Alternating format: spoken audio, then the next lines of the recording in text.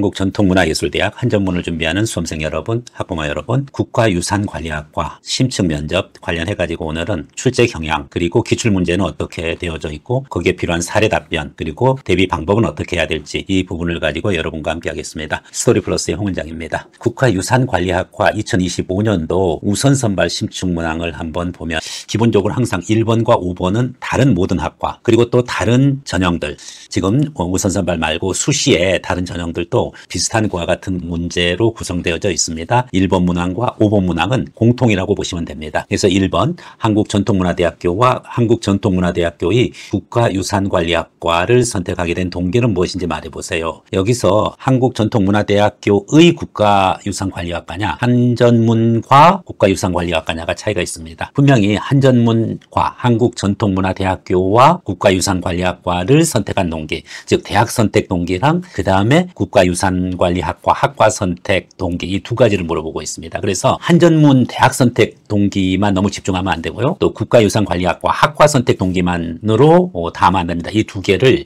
적절히 조화한 내용으로 구성을 해야 됩니다. 이 부분에 대해서는 다른 학과들 기준으로 해가지고서도 제가 영상을 많이 올려놨습니다. 일반적으로 스토리텔링 방식으로 이렇게 얘기를 꾸려나갈지 아니면은 논리형으로 명확하게 말할지 이 부분 것을 구성을 해서 여러분이 준비를 해야 되겠습니다. 자세한 부분 것은 별도로 또 전달하도록 하겠습니다. 그 다음에 이제 5번 문항을 한번 보세요. 5번 공통문항에서는 합격하면은 자신의 진로를 위해 어떤 방향에서 학습하겠다는 계획을 말해보세요. 한전문에 합격을 하면은 4년간의 자신의 국가유산관리학과에서의 학업 계획을 말하는 것이죠. 그래서 이것을 1학년 어떻고 2학년, 3학년, 4학년 학년별로 이렇게 세분화해서 그렇게 하는 것보다는 그건 지나치게 나열식이라는 느낌을 줍니다. 진로 부분 거, 졸업 후 진로를 명확히 하고요. 그 졸업 후 진로 부분 거 국가유산관리학과에서 그러면 어떠한 학습 과정, 이 부분 것으로 집중을 하겠다는 그 내용을 가지고서 구성해 가는 것이 좋아요. 역시 이 5번 문항에 대해서는 다른 영상에서도 많이 언급된 바 있습니다. 오늘의 본론은 한전문 국가유산관리학과의 핵심적인 2번, 3번, 4번을 기준으로 여러분에게 내용을 전달하고자 합니다. 자, 2번 문항 한번 보겠습니다. 네, 2번 문항은 문화유산은 인류의 활동과 관련되어져 있죠. 그래서 문제가 국가유산, 국가문화유산의 하위 범주에 문화유산, 무형유산, 자연유산이 있다. 그러니까 국가유산의 하위 범주에 문화유산, 무형유산, 자연유산. 예전에는 이제 문화재, 컬처럴 어셋 이런 표현을 썼는데 이제 더 이상 컬처럴 어셋, 문화재라는 표현을 안 씁니다. 다 문화유산으로 했어요. 즉 컬처럴 헤리티지가 된 겁니다. 그래서 국가유산의 하위 범주에는 크게 세 가지, 문화유산, 그리고 무형유산, 자연유산. 그래서 컬처럴 헤리티지, 무형유산, 인텐저블 헤리티지, 그리고 자연유산, 내처럴 헤리티지, 이 세 가지가 있는데 문화유산이 정의와 종류에 대해서 설명하시오. 자연유산이 정의와 종류에 대해서 설명하시오. 그 다음 문화유산위원회가 담당하는 일에 대해 세 가지만 답하시오. 그래서 요 각각의 문항들을 설명을 하겠는데 답변은 4분 이내로 프레젠테이션으로 하는 겁니다. 그래서 문화유산에다가 예를 들어서 뭐 1분, 자연유산의 1분, 문화유산위원회의 기능 정도의 1분, 그래서 한 3분 정도에 맞추고 앞에 들어가는 말이랑 마지막에 결론, 그렇게 해서 대략적으로 한 3분 30초 정도에 마감을 해주면 될 것입니다. 4분이 오버되지 않는 범위 내에서 하면 좋은데 상당수 학생들이 오버되는 것이 문제 아니라 너무나 답변 분량이 작습니다. 2분 이내로 끊기는 학생들이 너무 많아요. 실질적으로 이 내용을 다 구성해가지고 제대로 프레젠테이션 한다? 3분에서 3분 30초로 한다? 그럼 굉장히 분량이 어느 정도 있는 것입니다. 첫 번째, 문화유산의 정의와 종류. 문화유산은 선조들이 남긴 건축물, 유물, 예술품, 고고학 유적 등 인류의 역사와 문화를 보여주는 유형, 무형의 산물. 이게 이제 문화유산의 정의죠. 그래서 여러분들이 이 문화유산의 정의를 명확하게 해주고요. 사전적 정의로만 끝나면 안 되겠죠. 거기에 따른 부연 설명을 조금 해주는 게 좋습니다. 역사적, 예술적, 학문적 가치가 있으며 국가와 지역 공동체의 정체성을 형성하는 중요한 자산입니다. 이 정도로 자신의 문화유산에 대한 정의 해주고요. 문화유산의 종류에는 어떤 것이 있느냐. 국가유산 속에 문화유산이 있고 그 문화유산 속에 어떤 것이 있느냐, 이 부분이죠. 일반적으로 문화유산의 종류는 유형문화재가 있고요, 기념물이 있고 또 민속문화재 이렇게 나눠집니다. 유형문화재에서는 건축물, 회화, 공예품, 뭐 고고학 유물 이런 텐저블 헤리티지예요. 텐저블 헤리티지 형태가 있는 유산이죠. 기념물 같은 경우는 이제 고분, 성곽, 유적지, 명성지 등 역사적, 학술적 가치가 있는 그와 같은 사이트, 장소 이 부분 것을 기념물로 이렇게 보고요. 그 다음에 민속문화재는 의복이라든지 생활도구, 민속놀이, 관습, 전통, 생활 생활 문화를 보여줄 수 있는 그러한 유물이 되겠습니다. 뭐 그 정도로 이제 답변의 내용을 구성해 가면 되겠어요. 또 다른 학생 사례 답변. 네, 제가 생각하는 문화유산은 인류의 활동이나 삶의 흔적 중에서 역사적, 예술적, 학술적, 경관적 그런 가치가 큰 것을 의미한다고 생각합니다. 크게 유형문화유산, 기념물, 민속문화유산으로 나눌 수 있습니다. 얘기해주면 되겠죠? 네.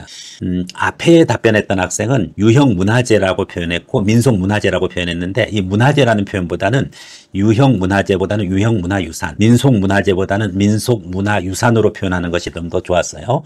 그래서 학생들이 답변했던 그 사례를 가지고 제가 소개를 하고 있는데 가능하면 이제 문화재, 컬처럴 어셋의 개념에서 문화유산, 컬처럴 헤리티지 개념으로 바꿔서 얘기해주면 좋습니다. 두 번째 학생은 그렇게 답변을 한 겁니다. 크게 유형문화유산, 기념물, 민속문화유산 이렇게 나눌 수 있습니다. 유형문화유산으로는 건축물, 서적, 회화, 조각, 공예품, 고고자료 등과 같이 형태가 있는 유산으로 국가 지정 문화유산과 시도에서 지정한 문화유산 또 문화유산 자료와 같은 것이 있습니다. 기념물로는 유적, 사적지, 명승지, 천연기념물 등 역사적, 학술적 가치가 큰 유적과 기념물 또 경승지 등을 말합니다.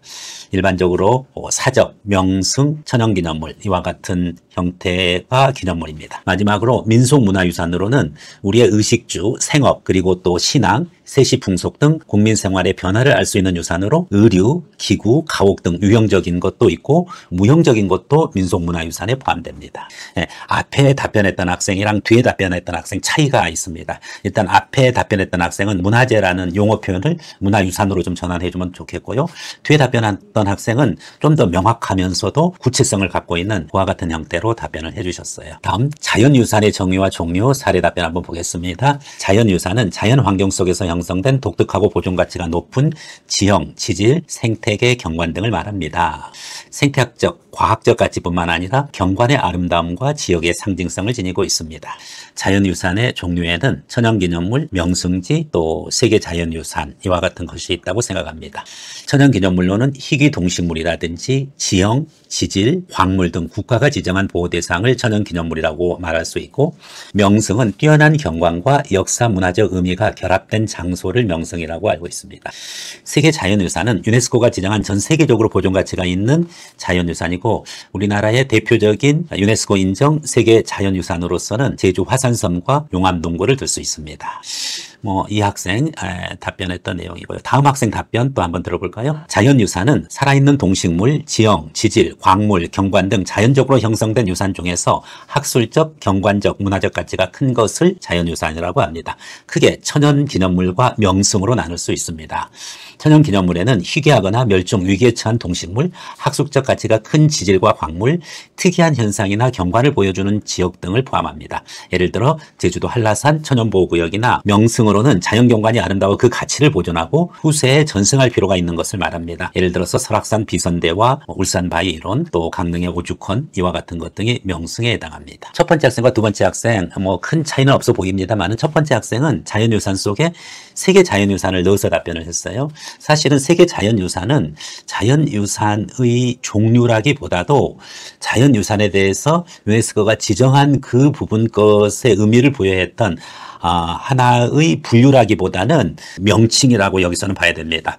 일반적으로는 천연기념물과 명승을 기준으로 자연유산을 분류해 주는 것이 좋습니다. 물론 세계자연유산을 이렇게 별도로 항목으로 분류했다라고 해서 그것이 잘못된 것은 아닙니다만은 두 번째 학생처럼 명확하게 천연기념물과 명승으로 이렇게 나누어서 답변하면 더 좋겠습니다. 자, 세 번째, 문화유산위원회의 주요 역할 세 가지 부분입니다. 첫 번째 학생 한번 답변 사례 보죠. 네, 제가 생각하는 문화유산위원회의 기능은 첫 번째 문화유산 정책 자문, 두 번째 문화유산 지정 및 해제 심의, 그리고 세 번째 보존, 활용 및 계획을 검토하는 이와 같은 역할, 기능을 주로 담당하고 있다고 생각합니다. 첫 번째 문화유산 정책 자문에 있어서는 문화유산의 보존, 관리, 활용에 관한 정책 방향과 제도 개선을 심의하고 공고하는 그와 같은 자문 역할입니다. 두 번째 문화재 지정 및 해제 심의는 국가 지정 문화재 및 보존 대상 자연유산의 신규 지정, 해제, 변경 여부를 심의하는 그와 같은 활동입니다.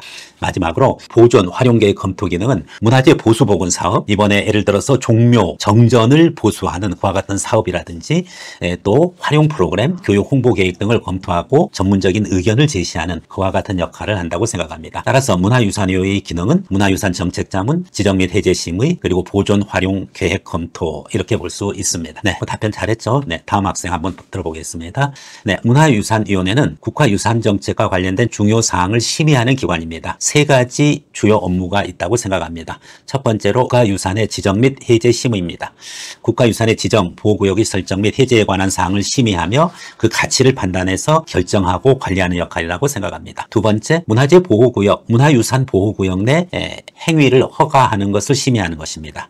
국가유산과 그 주변 지역의 보호를 위해 각종 개발 행위나 현상 변경에 대한 허가를 심의하고 결정하는 역할을 하고 있습니다. 마지막으로 국가유산관리 및 보호정책을 심의하는 것입니다. 국가유산의 체계적인 관리와 보존을 위해 종합적인 계획 및 정책 수립에 대한 자문을 제공하고 필요한 사항을 심의합니다. 기본적으로 여러분들이 국가유산관리학과를 지원한다라고 했었을 때 기초적으로 알고 있어야 될 지식입니다. 이거는. 그러니까 면접이지만은 어떻게 보면은 본고사예요. 네. 왜냐하면 지식을 물어보고 있기 때문에 그래요.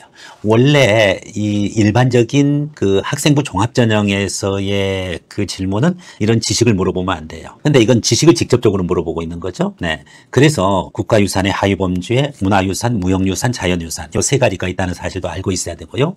그리고 문화유산은 도대체 무엇이고 그 종류는 뭐냐. 자연유산의 정의랑 종류, 그리고 문화유산위원회가 하는 역할과 기능, 이런 부분 것은 기본적으로 사전 지식으로 갖고 있어야 될 그런 지식들이에요. 그래서 일반적으로 알아야 될 국가문화유산에 대한 배경 지식, 기초 지식들은 챙겨놓고 있는 것이 좋습니다. 그래서 2번 문항이 비중도 높고 굉장히 중요한 역할을 하고 있습니다. 한 점은 국가유산관리학과 지금 면접 문항에 대해서 검토하고 있었습니다. 2번 문항까지 했고요. 3번 문항은 문화유산의 해외 반출이나 수출의 가능 여부 부분이랑, 그 다음에 이제 4번 문항은 문화유산 소유자에 대한 국가의 지원 여부, 이 부분에 대해서 여러분의 답변을 요구하고 있습니다. 이 부분 것은 다음 영상에서 또 함께 하겠습니다.